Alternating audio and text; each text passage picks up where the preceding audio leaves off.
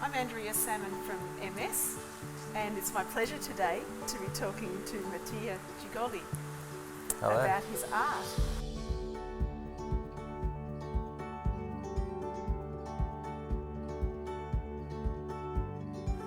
Tell us about your art. You've obviously been creative your whole life. Yeah. Where did it all start? So I was always interested in art, let's say, design. What's led you to your preferred style? So to be honest, I don't have a preferred style. Like I like to use whatever comes to me, I guess. Yep.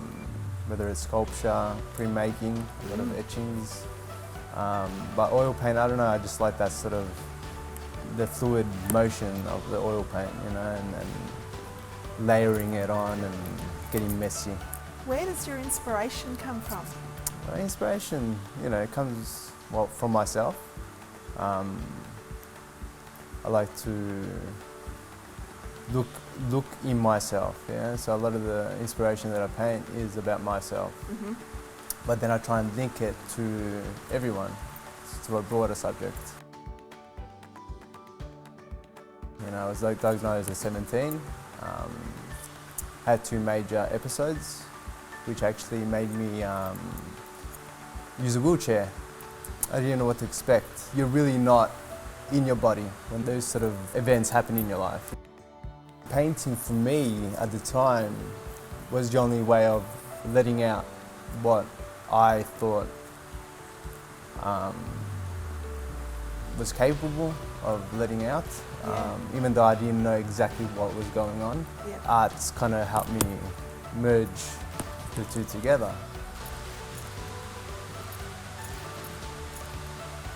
In that process, after you'd had your diagnosis and you've had these relapses which have taken you to hospital, was there a particular way that your art helped you in the recovery process? Schooling for me was out of the picture, I guess, for the time being. But I still made art. Yeah. So in the actual hospital, there was a art therapy class, I guess, and. I remember I went in there and I got one of the bed sheets from the hospital and painted on that. They would have loved that. Yeah. which I ended up submitting to as my final piece for VCE. Fantastic. And ended up being in top arts with it. So in your art, MS features quite a lot. Yeah. Is that part of processing that experience of hospital? And yeah, art's made me understand that I got to be honest with myself. Yeah. So whatever I make, all my paintings, I guess, they're just a part of me. But hopefully, other people can get certain inspirations from their own life. You know, they're open for interpretation. You know, it's not directly about MS. It's just about misfortunes, I guess, misfortunes that people have in life. So if someone was, as a way of expressing themselves, they were dabbling in art, would you encourage them? Totally. Yeah. I think, you know, but I think everyone should, you know, everyone should at least have an outlet of expression. What would be your tips for someone getting started? Try your hardest, don't give up. And yeah, I think honesty in yourself and what you do is the key thing. Yeah. So if you're angry that day, embrace that. Be angry, let it out.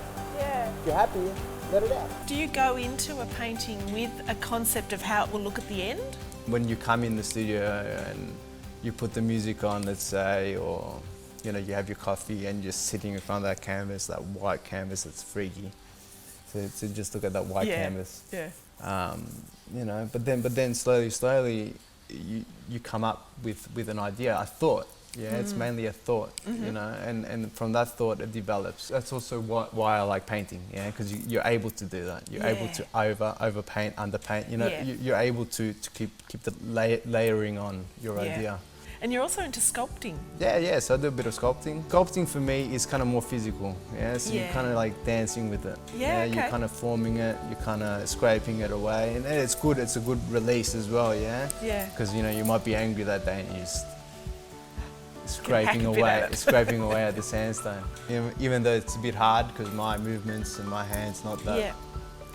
that precise and that delicate in motions. But, you know, I think, you know, you got to go with your mistakes. you know? Yeah. And I think that's part of the artist. Do they naturally get what you'd put into the artwork, or do they often take something else that you weren't expecting out of the artwork? If they get what I'm painting about, Yeah. super. Yeah. But if they don't, then they come up with their own sort of formulation.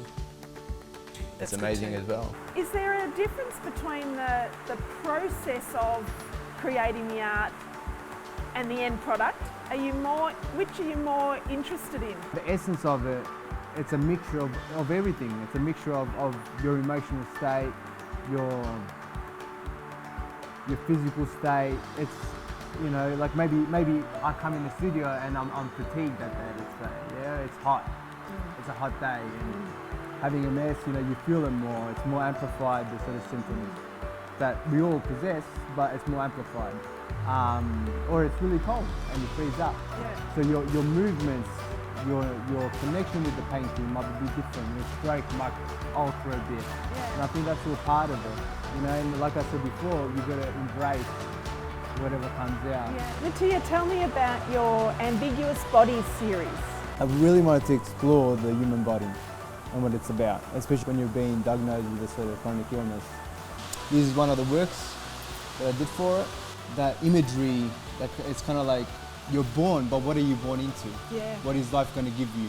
The uncertainty, but the uncertainty that we all have.